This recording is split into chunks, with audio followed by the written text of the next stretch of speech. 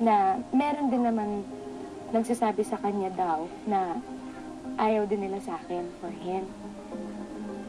So sabi ko, poproblemahin ba natin yun, yung ibang tao? Kasi anyone can have naman an opinion about you. Anyone can have an opinion about me. Sabi ko, huwag natin pansinin yung ibang tao. If anything, ako, sasabihin ko sa'yo, I trust you. So let's make it a point na kung ano man ang sabihin mo sa akin, kung ano man ang sabihin ko sa'yo, yun yung paniniwalaan ko. What was the best thing about that relationship? You know, it's my first showbiz relationship. Ang ibig sabihin ay taga-showbiz? Yes, pareho kaming nagtatrabaho. Pareho kami ng trabaho. So I think the best thing is that natuto ako na parang naging mas mature talaga ako sa relationship na to. First relationship ko din na seryoso talaga na to the point na talagang may mga bagay na hindi naman komportable na nagagawa mong tanggapin kasi mahal mo and you choose to accept. May mga bagay na mahirap pero tinatanggap and that's mutual. Mas naiintindihan ko kung ano yung pagmamahal. I mean, it sounds corny pero yung mas accepting ako. Ikumpara mo nga, Christina, ang October 21 of 2010 at ang October 21 ng 2011. May mga pagbabago, may pagkakapareho, saan napunta ang relasyon? Naging klaro po sa akin. Marami pong naklaro.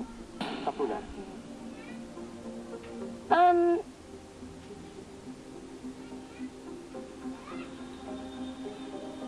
Yung mga kaya ko at di ko kayang gawin. Bilang girlfriend? Bilang babae. Na minsan,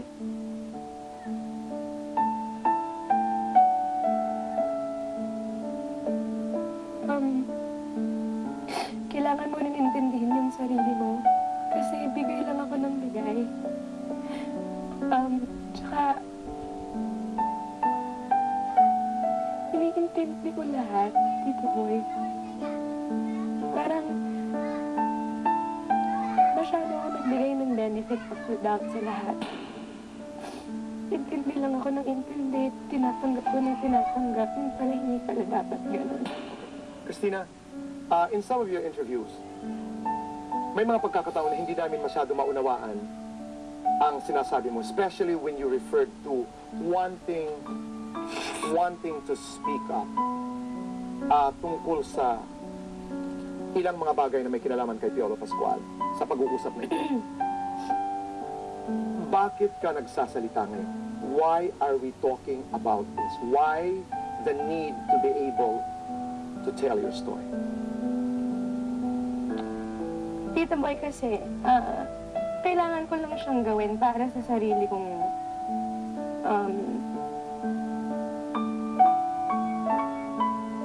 ang dami po kasing nangyari. Can I give you the word? Katinuan, sanity, Opo. katahimikan? Opo. Okay.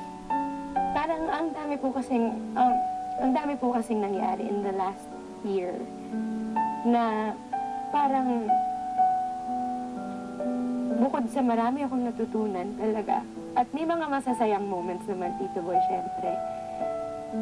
Ano lang talaga.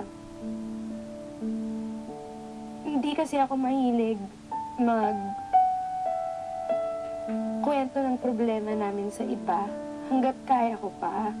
And I guess nung time na na-realize ko na talagang hindi na talaga ito gagana, 2 or 3 buwan talaga akong pumapasok sa The Buzz every Sunday or sa ASAP na kunyari okay lang lahat. And kasi akala ko parang mawawala lang siya. Na akala ko parang hindi naman kailangan malaman ng ibang tao para maayos yung problema. But then, talagang pag pumapasok ako dito, Boy, tapos pagdating ng commercial break, hindi ko na talaga alam kung anong mararamdaman ko dahil sa lahat ng pinagdadaanan namin. And nagkukulong na lang ako sa banyo. Parang hindi ko na pwedeng gawin yun.